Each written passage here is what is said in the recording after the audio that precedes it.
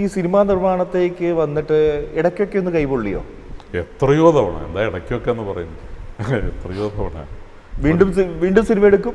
വീണ്ടും അത് ലാഭം കിട്ടിയിട്ടുണ്ട്. എത്രയോ സിനിമകളിൽ ലാഭം കിട്ടിയിട്ടുണ്ട്. എത്രയോ സിനിമകളിൽ കൈപൊള്ളുക എന്നുള്ളതല്ല, 3-4 സിനിമയിൽ നിന്ന് ഉണ്ടാക്കിയത് ഒരു സിനിമയിൽ തന്നെ പോയി കിട്ടി. അത് ഏത് സിനിമയാണ്?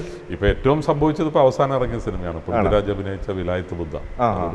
എന്താ സിനിമയ്ക്ക് പറ്റിയത്? എന്താണ് അതിപ്പോ എനിക്ക് കൃത്യമായിട്ട് പറയാൻ പറ്റില്ല. ഒരു സോഷ്യൽ മീഡിയ അറ്റാക്ക് രാജുവിനെ അഗൻസ്റ്റ് ഉണ്ടായിരുന്നു. പിന്നെ എനിക്ക് തോന്നുന്നു കുറച്ച് ലാഗ് ഉണ്ടായിരുന്നു. അതൊക്കെയാണ് സംഭവിച്ചത്. പക്ഷെ വലിയ പ്രതീക്ഷ ഉണ്ടായിരുന്ന സിനിമയായിരുന്നു. പക്ഷെ അടിമുടി താളം തെറ്റിയൊരു സിനിമ. എന്നാലും പിന്നോട്ടില്ല. നമ്മൾ അടുത്ത പടം തുടങ്ങുന്നു. അത് മാത്രമല്ല, ഞാനൊരു ഫെസ്റ്റിവൽ പടം അതിൻ്റെ ഇടയിൽ ചെയ്ത് തീർത്തു. വലിയൊരു പടം വേറെ ഒന്ന് തുടങ്ങാനിരിക്കുന്നു.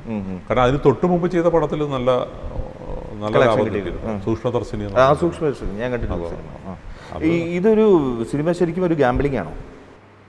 ഗാംബ്ലിങ്ങിനേക്കാൾ വലുതാണ്. ഇപ്പൊ ഗാംബ്ലിങ്ങിനുള്ള ഗുണം എന്താ വെച്ചാൽ 50-50 ആണ്. ചാൻസ് ഉണ്ട്. അപ്പുറമാണ്. ഇത് എന്താണ് 7% ആണ് ആവറേജ് മലയാള സിനിമയുടെ സക്സസ്. അപ്പൊ അങ്ങനെ ഗാംബ്ലിംഗ് എന്ന് പറയാൻ പറ്റും. അറിഞ്ഞുകൊണ്ട് തന്നെയാണ് ഇത് ചെയ്യുന്നത്. 100 സിനിമ വരുമ്പോൾ 7 സിനിമയ്ക്ക് ഇറക്കിയ പൈസ തിരിച്ചു കിട്ടുന്നുള്ളൂ. കിട്ടിയ ലൂട്ടിയില്ലേ ചട്ടി. അപ്പൊ